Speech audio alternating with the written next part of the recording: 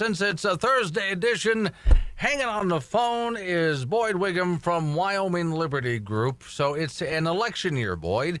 That means I should be able to go around and preach it to anybody who's willing to listen to about who I want to vote for and who I would like them to vote for. And nobody's going to get in my way, right? Well, in theory, that's exactly what the point of the First Amendment is to protect political speech. But it never happens that way. Well, sometimes it happens that way. Sometimes it's harder to get it to happen that way. Now, before we get into this, are you going to try to make the argument that we should have absolutely no rules whatsoever as far as if I'm going to go around passing out brochures or putting signs up in my yard? I mean, what if I own a average size lot in an average size neighborhood, but I want to put up a mega billboard with lights on it that are going to keep my neighbors up?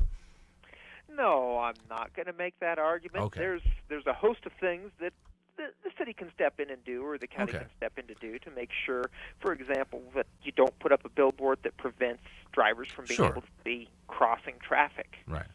So we're talking about basically where to draw the line in political speech. Would that be about right?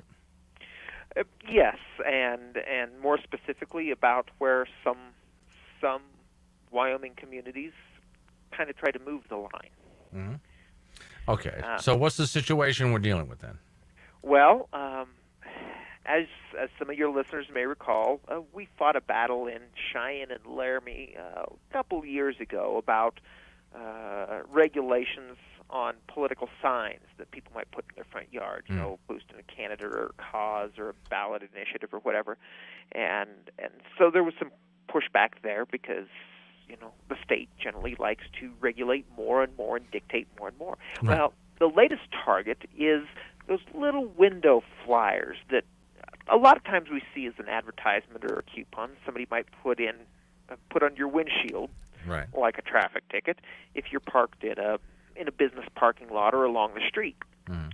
Well, there's a little thing about those little flyers. They don't only talk about coupons or local businesses. Sometimes they can be used by a candidate or somebody who's supporting a candidate or a cause to get the word out to people in a community, people who are in a given area. Mm-hmm. Well, the city of Cheyenne decided that they were going to introduce an ordinance to ban window flyers. Okay. Now, here's a thought. My thought is, if I own the land, let's say that parking lot is mine, well, then I get to set the rules about who can go ahead and post what bills where because it's mine. That is a really good place to start. Yeah.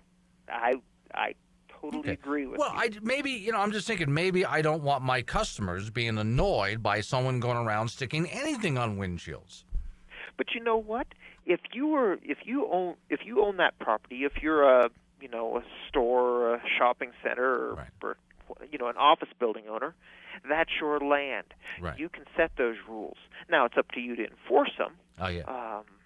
But that's something that you get to do as an individual. We're not talking about an individual person or company setting a rule for land they own. We're talking about a governmental entity. Okay. Saying, here's the rule for everybody in the city or everybody in the county. See, I am going to take a guess here that this all started when somebody maybe sitting on the city council, for example, approached their vehicle and had a flyer for one of their opponents sticking on their vehicle. And they said, oh, no, we can't have this. I'm going to guess that's where it probably started. Knowing the character that introduced this, I don't think it was a political flyer. Certainly, I know he doesn't much appreciate door-to-door salesmen, saleswomen, or the itinerant preachers that wander through.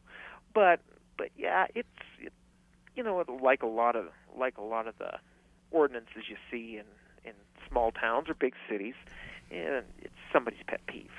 Well, let me ask you. Unfortunately, there's the First Amendment that stands in the way. Well, now I don't want to get you off the subject here, but let me just ask real quick. You mentioned door-to-door salesmen. Is there anything that if I was in Cheyenne, let's say you and I wanted to go stumping for our favorite candidate, Is there anything preventing us from just walking up and down the street and knocking on doors? Do we have to get some kind of permit for that? No, but you're not being a salesman. At least I'd argue that you're not selling something. Right. Okay. You're selling something if by the end of the conversation you intend to walk away with more money than you started with. Okay. Because I always thought the best way to handle that kind of stuff, if somebody was at my door and trying to sell me a politician that I didn't want to, I would just say thank you and close the door. But, maybe I just handle things too simply. So what's happening with the ordinance now with the flyers then? Well, this was kind of fun, and this is something that your listeners can take heart in. Okay. And maybe use it as example. There was already an ordinance in Cheyenne that had a list of public places that you could not post handbills, was the term they used, but it's the same difference. And the proposal was to add automobiles to the list of places that were prohibited for handbills. And we had a little discussion. There was a public hearing on this before the city council, and explained that there have been some court decisions that have told cities that you cannot prohibit handbills under windshield wipers. That the better answer is to deregulate. Right. So last time I saw, and this is an ordinance that's working its way through the process in Cheyenne, so who knows what could happen. But the last version I saw simply, instead of adding handbills to automobiles to the places you can't put handbills or flyers, is just going to repeal the whole ordinance. Okay. All right. So it's a step forward for free speech Yeah. if we can hold the line. Well, now, see, I often wonder why people feel like they have to pass something like this. Because, for example, remember the telemarketing, the do not call list? I had a much better solution than that do not call it, which, by the way, doesn't work. It's called hanging up.